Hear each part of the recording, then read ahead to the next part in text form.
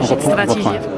اليوم قمنا بتوقيع اتفاقيات شراكات استراتيجيه بالنسبه لنا بالنسبه للقرن الفلاحي المغرب، حيث انهم تيتجلاو في واحد البرامج اللي هي عندنا حنايا برامج مهمه اللي كتدخل في الاستراتيجيه ديالنا فيما يخص الادماج المالي ديال الساكنه القرويه، بحيث اننا سنينا واحد الشراكه مع وزاره الفلاحه والصيد البحري والتنميه القرويه والمياه والغابات اللي هي كتخص واحد 10,000 مستفيد في الجهه الشرقيه، اللي غيحرص عليها المدير الجهوي ديال الجهه والمدير ديال لي زون مونتانيوز اي رورال.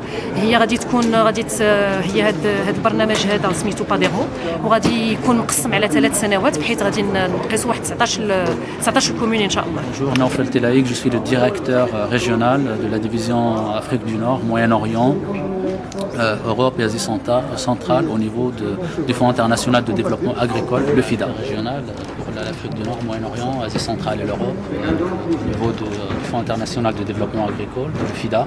Le FIDA, c'est une agence d'un système des Nations Unies, mais aussi une institution financière internationale qui intervient aussi au Maroc depuis pratiquement 50 ans. On a fait beaucoup de projets de développement durable axés sur l'agriculture, la petite agriculture, qui appuie donc la productivité et la durabilité des investissements.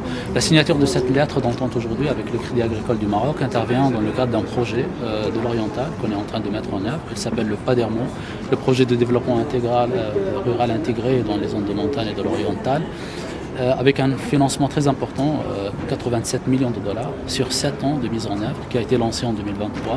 Donc on est déjà dans la mise en œuvre.